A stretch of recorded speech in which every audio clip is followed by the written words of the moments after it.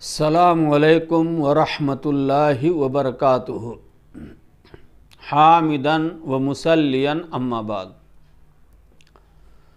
محترم ناظرین، اپنی غلطیوں پر رویا کریں۔ ہم انسان ہیں، ہم سے غلطیاں سرزد ہوتی ہیں، آدم کی اولاد ہیں ہم۔ ہمارے لیے ضروری ہے کہ ہم تنہائی میں اپنی غلطیوں کو یاد کر کے آنکھوں سے آنسو گرایا کریں، اللہ تعالیٰ سے توبہ استغفار کیا کریں اور اپنی غلطیوں پر تنہائی میں رویا کریں۔ پیارے رسول صلی اللہ علیہ وسلم کی پیاری حدیث ہے، جامع ترمذی کی صحیح روایت ہے، حدیث نمبر ہے 2406۔ آپ نے ارشاد فرمایا، املک علیک لسانک، کہ اپنی زبان کو کنٹرول میں رکھو، اپنی زبان کو کنٹرول میں رکھو، اپنی زبان کی حفاظت کرو۔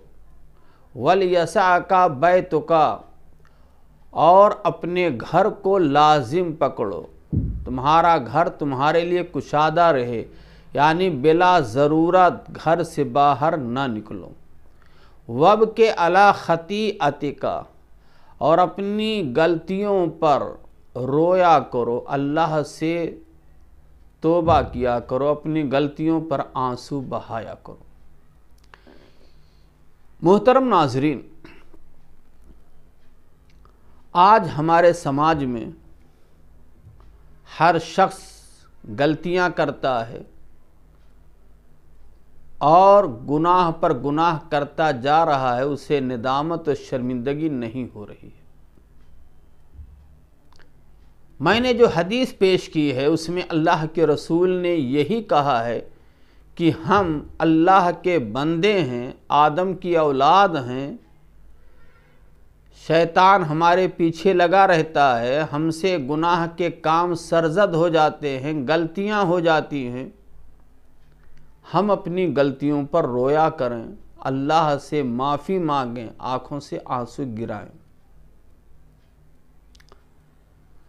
چنانچہ صحیح حدیث میں آتا ہے، بخاری کی حدیث ہے، حدیث نمبر ہے 1423۔ آپ نے ارشاد فرمایا کہ 7 قسم کے لوگوں کو اللہ تعالیٰ عرش الہی کے سائے میں جگہ دے گا۔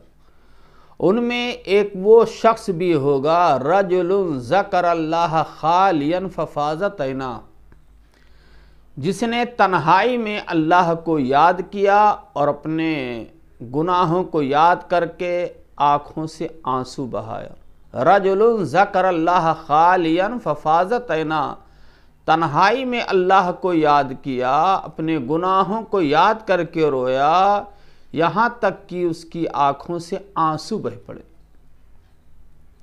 اسی طریقے سے اللہ کے رسول صلی اللہ علیہ وسلم نے ارشاد فرمایا ہے، جامع ترمذی کی روایت ہے، حدیث نمبر ہے 163۔ آپ نے فرمایا، لا یلج النار رجل بکا من خشیۃ اللہ، کہ جہنم کی آگ میں وہ شخص داخل نہیں ہوگا جو اللہ کے خوف سے روئے۔ لا یلج النار رجل بکا من خشیۃ اللہ، جہنم کی آگ میں وہ شخص داخل نہیں ہوگا جو اللہ کے خوف سے دنیا میں رویا ہو، اللہ کی پکڑ سے، اللہ کی گرفت سے رویا ہو، اپنے گناہوں کو یاد کر کے۔ اور جامع ترمذی ہی کی ایک صحیح روایت اور ہے، حدیث نمبر ہے 1639۔ آپ نے ارشاد فرمایا، عین بکت من خشیۃ اللہ، اس آنکھ کو جہنم کی آگ ہرگز نہیں چھوئے گی، بکت من خشیۃ اللہ، جو آنکھ اللہ کے خوف سے رو پڑے۔ ان تمام حدیث کی روشنی میں ہمیں جو پیغام ملتا ہے نصیحت کا، وہ یہ ہے کہ ہم گناہوں کو چھوڑیں، گناہوں سے توبہ کریں اور اللہ کے دربار میں حاضری دے کر کے سچے دل سے توبہ کریں، اپنے گناہوں کو یاد کر کے اپنی غلطیوں پر روئیں، آنکھوں سے آنسو گرائیں، اللہ سے معافی مانگیں۔ اللہ غفار ہے، اور پیارے رسول کی حدیث ہے التائب من الذنب کمن لا ذنب لہ، گناہوں سے توبہ کرنے والا ایسے ہو جاتا ہے گویا کہ اس نے گناہ کا کام کیا ہی نہیں۔ کل بنی آدم خطاء وخیر الخطائین التوابون، ہر انسان خطا کار گنہگار ہے، اور ان میں سب سے بہتر گنہگار وہ ہے جو توبہ کرنے والا ہے۔ تو توبہ کرنے والے اللہ و رسول کی نظر میں سب سے بہتر لوگ ہیں۔